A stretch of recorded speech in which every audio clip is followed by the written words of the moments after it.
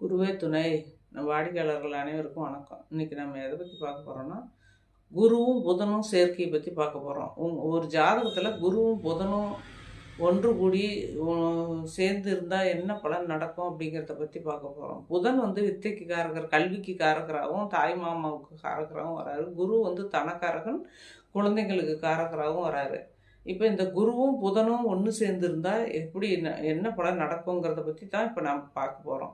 குருவும் புதனும் ஒன்று சேர்ந்து நம்ம லக்னத்துக்கு 1, 4, 7, 10 இருந்தாலும் 1, 5, 9 இருந்தாலும் நல்ல யோக பலனையே கொடுப்பாங்க. ஏன்னா இவர் தனக்காரகன், அவர் புதன் வித்தை கல்விக்கு காரகராகவும் வராரு, மாமாவுக்கு காரகராகவும் வராரு.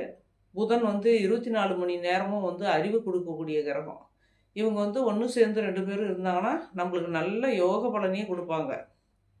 ஆனால் மறைவுஸ்தானத்துக்கு போகக்கூடாது. மறைவுஸ்தானத்துக்கு போனால் குழந்தைங்கள் நம்மளுக்கு கிடைக்கிறது தாமதப்படும், கல்வி கிடைக்கிறது தாமதப்படும். கல்வி வந்து நம்ம விட்டு விட்டு படிக்க வேண்டிய சூழ்நிலை வரும். படித்தாலும் தொடர்ந்து வேலை கிடைக்கிறது கஷ்டமாக இருக்கும்.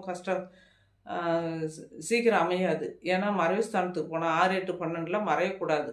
குருவும் புதனும் மறையாமல் இருந்தாங்கன்னா ஒன்று சேர்ந்து ஒரே வீட்டில் இருந்தாலும் சரி, குருவின் பார்வை 5ஆம் பார்வை, குரு 7ஆம் பார்வையாக புதனை பார்த்தாலும் சரி, 9ஆம் பார்வையாக புதனை பார்த்தாலும் சரி, இவங்களுக்கு பெருத்த யோகத்தையே தான் கொடுக்கும். படிப்பில் வந்து பெருத்த யோகத்தை கொடுத்து, அந்த படிப்பு படித்து முடிக்கும்போதே நம்ம தொழிலோட வேலையோட வெளியில் வர மாதிரி, அந்த மாதிரி ஒரு அமைப்பை வந்து ஒரு ஜாதகருக்கு கொடுக்கும் குரு பகவான். பணங்காசையும் வந்து குறைவில்லா கொடுக்கும். ஏன்னா குரு பகவானோட தொடர்பு கொள்கிறாரு இல்லையா புதனு.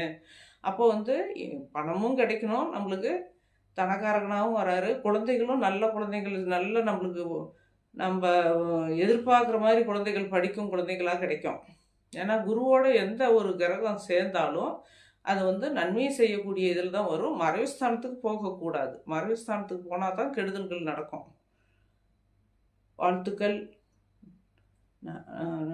சப்ஸ்கிரைப் பண்ணுங்கள், லைக் பண்ணுங்கள், ஷேர் பண்ணுங்கள்.